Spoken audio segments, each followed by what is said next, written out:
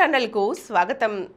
మనం ప్రముఖ వైద్యులు డాక్టర్ సమరం గారు రచించిన సైన్స్ సెన్స్ అనే పుస్తకం నుండి అనేక రకాలైన విజ్ఞాన శాస్త్రీయ అంశాలు తెలుసుకుంటున్నాం కదండి. ఈరోజు ధనుర్వాతం ఎందుకు వస్తుందో తెలుసుకుందాం. రోడ్డు మీద నడుస్తున్న రామయ్యకి కాలిలో ఏదో ముళ్ళు గుచ్చుకున్నట్లు అనిపించింది. మరునాటికల్లా కాలు నొప్పి చేస్తే డాక్టర్ దగ్గరికి వెళ్ళాడు. డాక్టర్ రామయ్యకు కట్టుకట్టి ధనుర్వాతం రాకుండా ఇంజెక్షన్లు చేయించుకోమని చెప్పారు. అదేమిటంటే డాక్టర్ గారు, నా కాల్లో గుచ్చుకున్నది మేకు కాదు, ముల్లే కదా. ముళ్ళు గుచ్చుకుంటే ధనుర్వాతం రాకుండా ఇంజెక్షన్ ఎందుకు అని అడిగాడు రామయ్య. అయితే డాక్టర్ చెప్పింది పూర్తిగా వినకుండానే అక్కడి నుండి వెళ్ళిపోయాడు రామయ్య.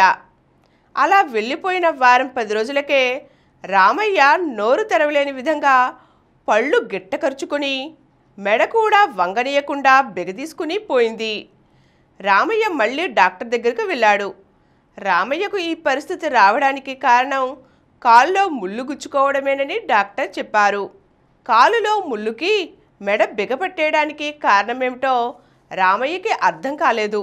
రామయ్యలాగానే చాలామందిలో ధనుర్వాతం రావడం విషయంలో, అది రాకుండా ఇంజెక్షన్ చేయించుకోవడం విషయంలో చాలా పొరపాటు అభిప్రాయాలు ఉన్నాయి. ఇనుముకు సంబంధించిన వస్తువుతో తెగినప్పుడు, మేకు గుచ్చుకున్నప్పుడు మాత్రమే ధనుర్వాతం వస్తుందని, అప్పుడే ఆ ఇంజెక్షన్ చేయించుకోవలసి ఉంటుందని అనుకుంటారు.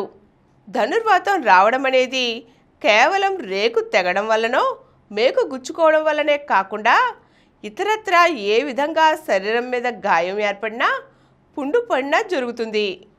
ధనుర్వాతం వ్యాధి క్లోస్ట్రీడియం టెటనై అనే బ్యాక్టీరియా క్రిమి వల్ల వస్తుంది. ఈ వ్యాధికి సంబంధించిన బ్యాక్టీరియా క్రిములు కానీ, స్పోర్స్ కానీ దుమ్ము ధూళిలో ఎక్కడ పడితే అక్కడ ఉంటాయి. కళ్ళకి కనపడకుండా గాలిలో ఎగురుతూ ఉంటాయి. ఈ బ్యాక్టీరియా క్రిములు శరీరం మీద ఏదైనా గాయం తగిలినా, ఏదైనా పుండు ఏర్పడినా, ముళ్ళు మేకు వంటివి గుచ్చుకున్నా వాటి గుండా శరీరంలోకి ప్రవేశించి ధనుర్వాతాన్ని కలిగిస్తాయి. తగినన్ని ధనుర్వాతం క్రిములు శరీరంలోకి ప్రవేశించిన తర్వాత వాటి నుండి ఒక విధమైన విషపదార్థం విడుదలవుతుంది. ఈ విషపదార్థం నరాలపై దెబ్బతీస్తుంది. దీనివల్ల శరీరంలోని కండరాలు బిగదీసుకుపోతాయి. ఫలితంగా ధనుర్వాతం వచ్చిన వారిలో ఎక్కువ మందిలో ముందు నోరు తెరవలేని విధంగా పళ్ళు బిగదీసుకుని గిట్టకరుచుకుపోవడం, మెడ కండరాలు, నడుము కండరాలు పట్టివేయడం సంభవిస్తాయి. నిదానంగా ఇతర దుష్ఫలితాలు కనబడతాయి. ధనుర్వాతం క్రిములు శరీరంలోకి ప్రవేశించిన 2 రోజుల నుంచి 2 వారాలలోగా ఇటువంటి వ్యాధి లక్షణాలు బయటపడతాయి. కొందరిలో ఈ వ్యాధి లక్షణాలు కనబడటానికి కొన్ని నెలలు కూడా పట్టవచ్చు.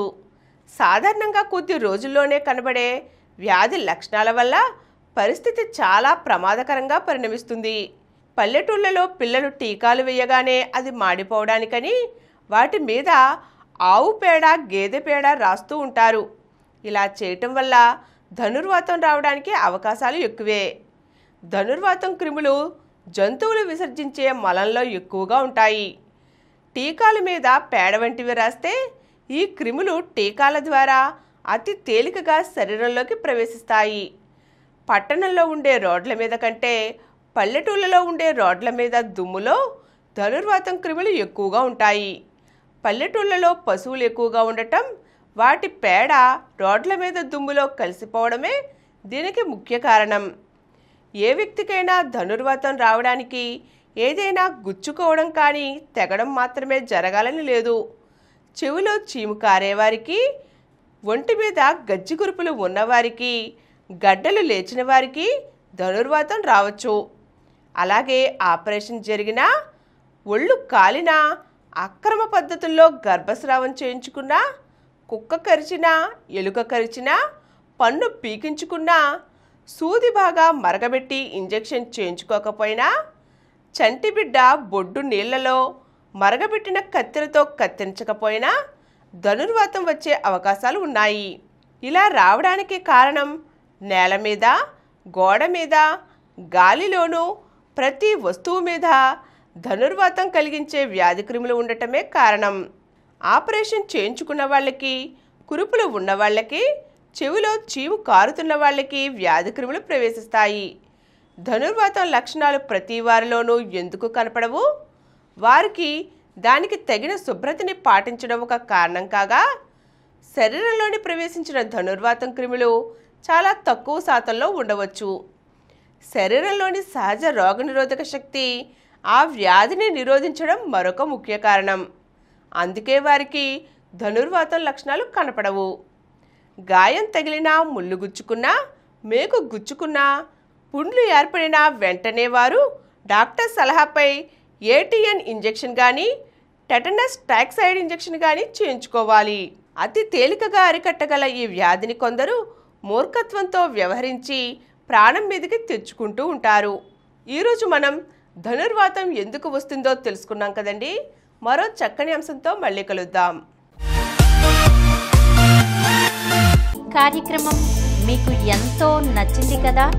ఇటువంటి మరిన్ని వీడియోల కోసం అనతి కాలంలోనే 20 కోట్లకు పైగా వ్యూస్ సాధించిన సమరం ఛానల్ సమర్పించు సమరం ప్రగతి ఛానల్కు సబ్స్క్రైబ్ చేయండి, లైక్ చేయండి, మీ ఫ్రెండ్స్కి షేర్ చేయండి. అలాగే ప్రక్కనున్న గంట సింబల్ని ప్రెస్ చేయడం మర్చిపోకండి.